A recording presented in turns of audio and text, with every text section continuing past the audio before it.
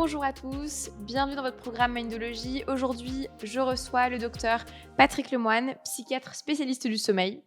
Dans cette vidéo, on va parler des benzodiazépines, les somnifères, les anxiolytiques, ces molécules qu'on prend en général pour soulager les troubles du sommeil.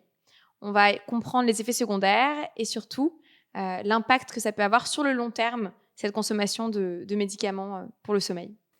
Bonjour Patrick Lemoine. Bonjour Léa. Est-ce que vous pouvez nous expliquer pourquoi vous dites que les benzos sont un vrai problème de santé publique? Eh bien, je vais faire mon Edward Snowden, je vais faire le lanceur d'alerte, Oui. parce que je crois qu'on a un énorme problème mondial, mais en particulier français, puisque nous sommes pratiquement les champions de consommation de ce qu'on appelle, ces poisons qu'on appelle les benzodiazépines. Mhm. Alors pourquoi je parle de poisons à bannir, que j'aimerais voir retirés du marché? Je suis assez radical, hein. Je me suis radicalisé Oui, retiré avec les carrément, années ouais. là-dessus, carrément retiré. Pourquoi? Sauf quelques exceptions, quand il y a une épilepsie, quand il y a un délirium tremens, quand il y a une crise d'angoisse aiguë pour SOS médecin, et cetera. Là oui, il faut en garder quelques-uns quand même. Mm. Mais globalement, ça devrait être réservé à quelques rares spécialistes et surtout pas, n'oubliez pas Montemesta, docteur. Mm. Ça, faut plus l'entendre. D'ailleurs, mes patients ne s'y risquent plus. Pas de façon prolongée, en fait, plus ponctuelle, ça peut encore Jamais, aller. jamais, non. Même ponctuel, non. Non. Pas d'accord. Pourquoi? Pour 2 raisons. Ça marche pas, d'autre part, c'est toxique. Alors pourquoi ça marche pas?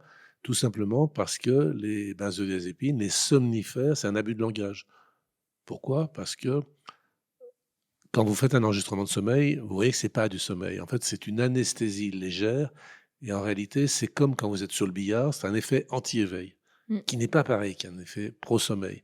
Donc on ne dort pas et en plus, au bout de 15 jours, 3 semaines, les soi-disant somnifères s'épuisent. À l'enregistrement de sommeil, on voit que la personne est réveillée comme avant d'en Ça prendre. ne fonctionne plus. Ça ne fonctionne plus, mais les gens disent: «Mais si, je dors bien, je vous assure, je dors bien». Comment on peut comprendre la discordance entre eux? Mais si je dors bien, bah non, vous dormez pas objectivement, tout simplement parce que l'effet amnésiant lié au pic d'absorption ne s'épuise jamais, alors que l'effet soporifique s'épuise. Mm. Donc en fait, au bout de 2-3 semaines, il y a une amnésie de l'insomnie, ce qui est quand même un Mm. bénéfice léger, vous en conviendrez, Léa. Mhm. Mm. Donc ça marche pas. Et deuxièmement, c'est toxique.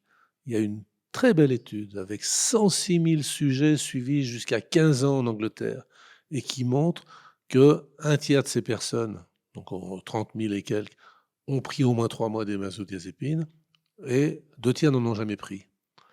Eh bien, ceux qui n'en ont jamais pris vivent nettement plus vieux que ceux qui n'en ont jamais pris, nettement plus Mhm. vieux.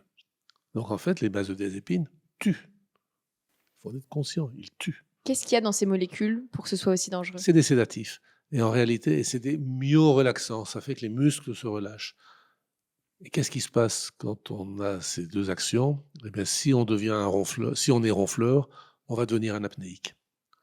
Et les D'accord. apnées du sommeil, ça veut dire hypertension, infarctus, AVC, Alzheimer, accident de voiture.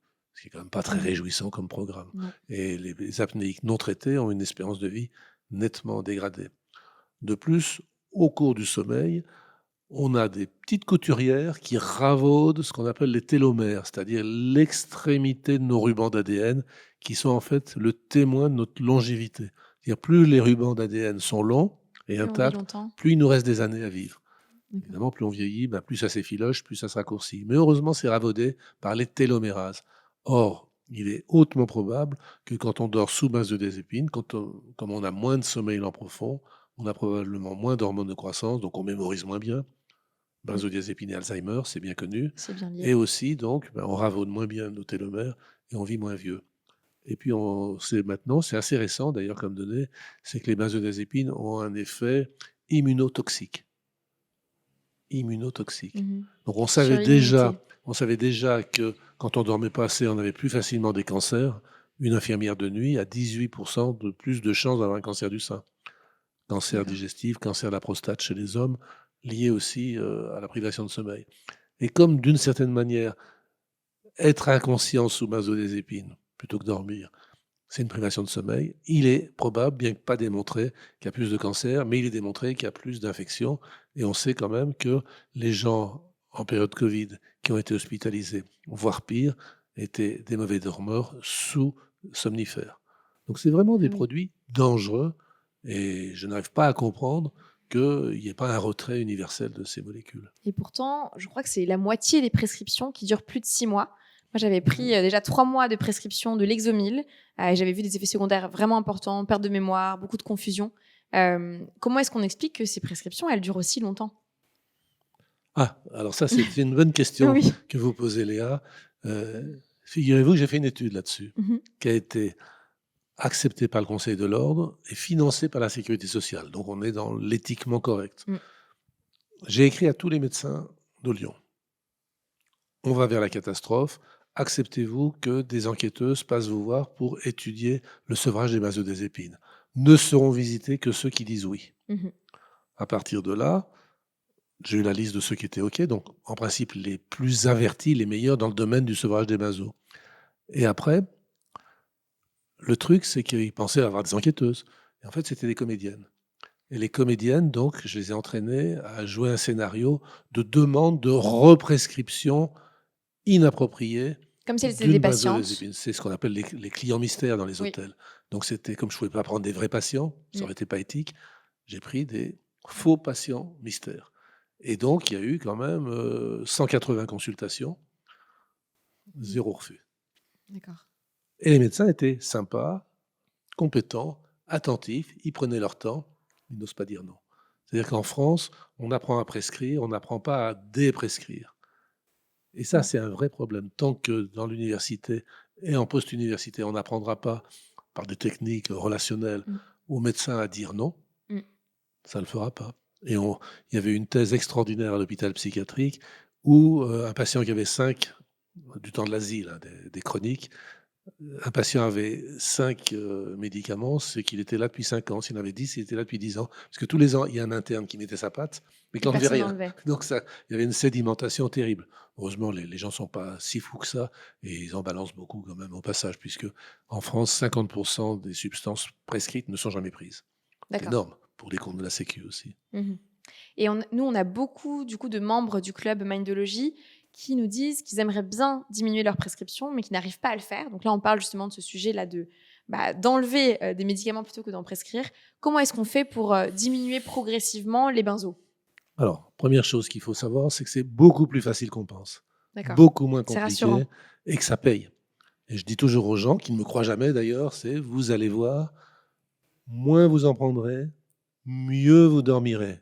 Pas forcément en temps, mais en tout cas en qualité, et plus vous aurez la pêche. Et au bout de 15 jours de pratique, ils me disent, bah ouais, vous avez raison, je vais beaucoup mieux, je suis plus en forme. Donc la règle, je parle des gens ambulatoires, je ne parle pas à l'hôpital, on va plus vite. Mhm. Mais en ambulatoire, la règle, c'est on enlève un quart de comprimé tous les mois. Pas D'accord. plus vite que ça. Donc, je sais pas, moi, je prends 3 comprimés, donc ça va faire 2 3 quarts, puis 2 Mm. 3 quarts, 3 quarts, et Mm. cetera. Et puis, il y a un moment où on arrive à un quart de comprimé en tout et pour tout.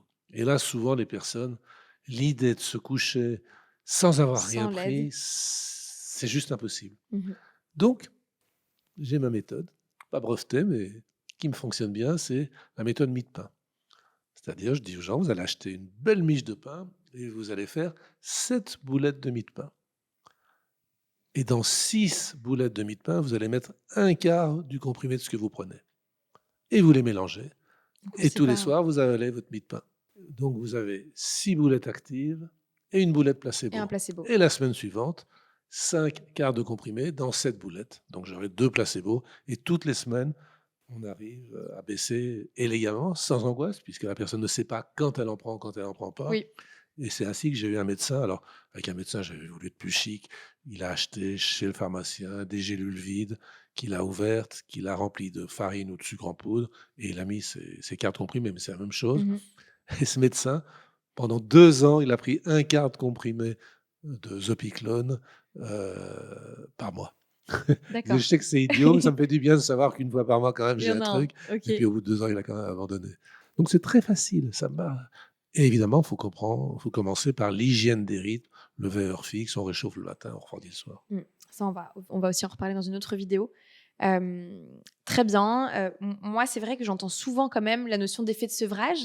Donc, qu'est-ce qui se passe si on arrête du jour au lendemain? Alors arrêter une benzo du jour au lendemain, tout dépend de la benzo. Mm. Parce qu'il y a des benzos très longues. Prenez par exemple le tranxène, vous prenez maintenant 5 milligrammes de tranxène, dans 72 heures, vous en avez encore 2,5 et il D'accord. vous faut 2 semaines pour l'éliminer complètement. Donc il n'y a pas d'effet de sevrage là. Mmh. En revanche, si vous prenez du Stinox, Mmh. qui est extrêmement donc zolpidem, Plus qui est rapide. extrêmement rapide, à ce moment-là, vous pouvez avoir un effet de sevrage dès la première nuit, qui est évident. Donc ce qu'on sait quand même, c'est que prendre de manière prolongée une benzodiazépine anxiolytique à demi-vie, on va dire, moyenne, l'arrêter d'un coup, on risque il y a eu des morts quand même, hein, Mmh. c'est-à-dire des convulsions, des états confusionnels qui peuvent se finir par la mort. Donc il faut faire très attention, on doit faire les choses progressivement, mais j'insiste, c'est beaucoup plus facile qu'on ne pense. Mmh. Et là, on peut se faire accompagner par son médecin, parce que je pense que du coup, plein de médecins sont ouverts à diminuer progressivement la dose de benzo. Mmh. Beaucoup de médecins n'osent pas par excès de gentillesse. En fait, c'est la gentillesse qui fait le lit des benzodiazépines. Et je pense que, par exemple, au Québec, c'est les pharmaciens qui font ça. Et ils ont un bureau spécifiquement dédié dans la pharmacie où ils reçoivent les gens en procédure de sevrage. Et ça fonctionne. En France, on est en train de faire un corps de IPA, des infirmiers de pratique avancée, qui pourrait très bien s'emparer de cette question-là. Mmh. Parce que les médecins sont débordés, il faut bien le dire. Mmh. Et il faut qu'ils acceptent, puisqu'ils sont débordés, un petit peu de Délégué. déléguer. Ce qui n'est pas toujours évident. Merci beaucoup, Patrick Lemoine. Merci Léa.